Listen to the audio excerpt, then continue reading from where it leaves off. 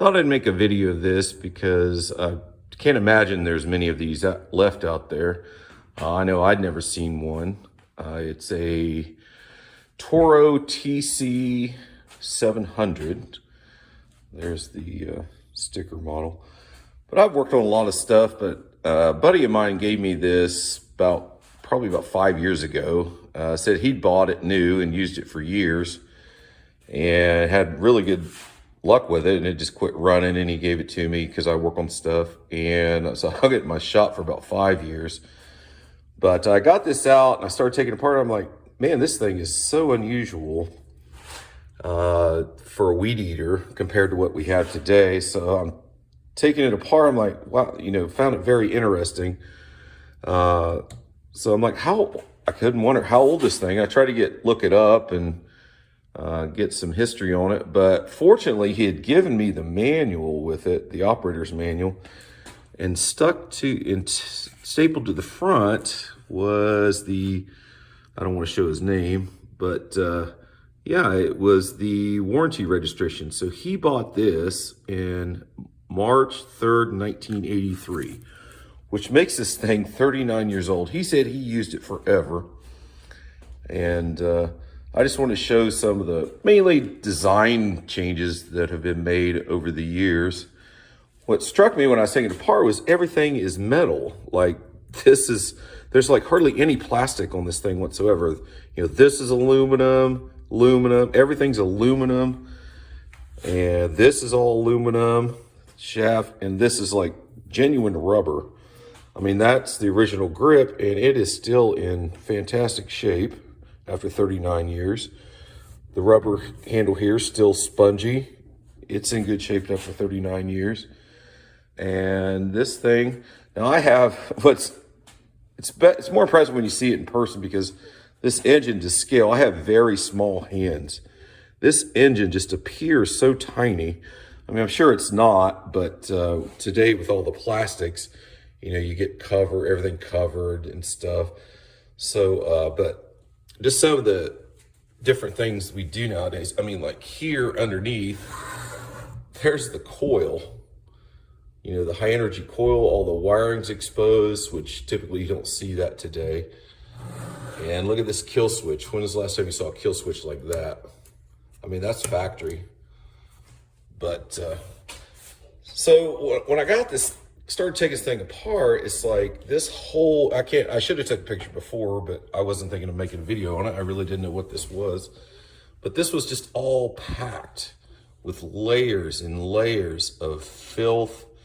And like you could tell, what had happened is multiple fuel applications and crud gathered up on there. I've got probably, I'm going to say 4 hours in just taking this apart and cleaning out the fins, cleaning out all the nooks and crannies were covered in junk and filth. And up in here I found, those are actually, you can see it right there, those vent holes. Those are solid. I didn't know they were there. You couldn't even tell because this whole tank was covered in filth. And I'm like, this guy must have ran this with a fuel leak forever.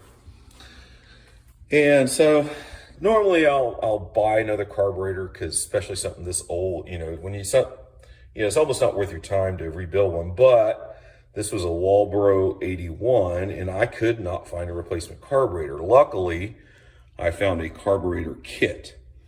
And so I had to take the carburetor apart and break it all down, put in the new metering valve and the diaphragms and clean out all the ports. But amazingly enough, this thing runs fantastic. It doesn't have a primer bulb, just has the old traditional choke. You see that there. So, and a new fuel line. But I took it all apart, spent hours and hours cleaning it, and put it back together, put some fuel in it, got started running. And then I figured out why it was such a mess. It was because the tank, which is plastic, was cracked. So disappointing. And it was spilling fuel everywhere. And so I'm like, oh man, I put all this time in this thing. But no, could not find a tank anywhere on eBay used anywhere, of course, discontinued. So I took a chance and I got the Harbor Freight plastic welder. It actually had 3 cracks, you can see right there on the corner.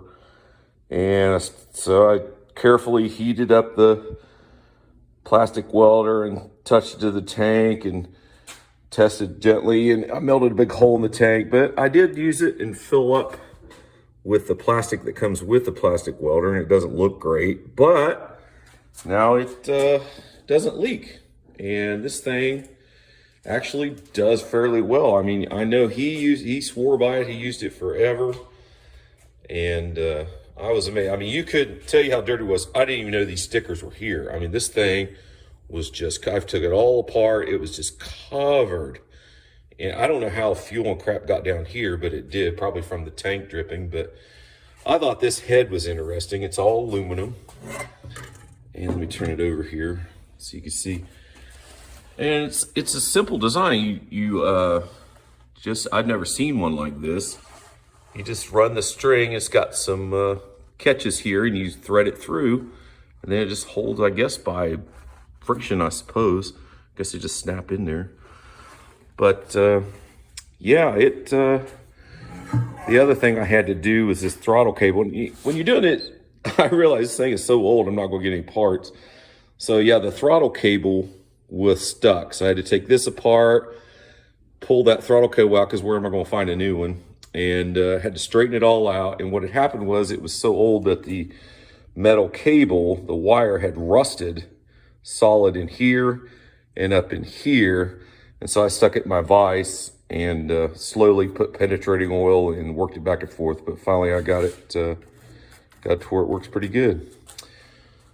But okay, so I thought somebody may be interested in this old stuff.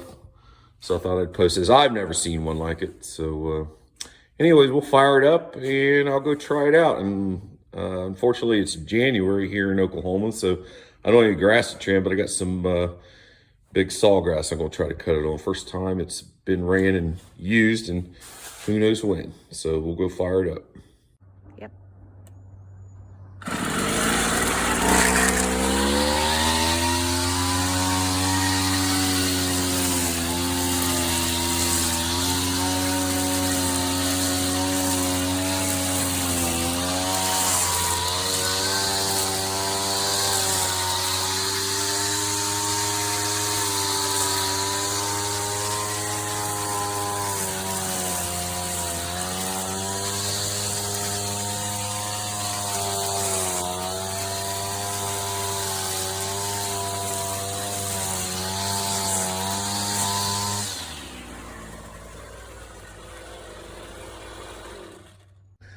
So yeah, after almost 40 years, it still cut the grass.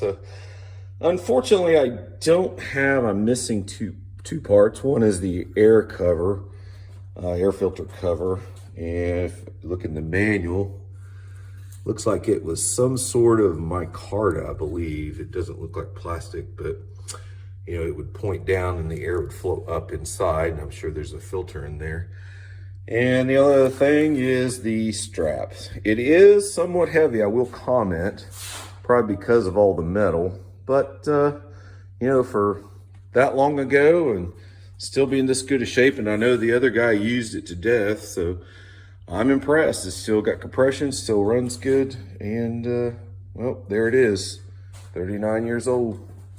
Toro TC 700. Hope you enjoyed it.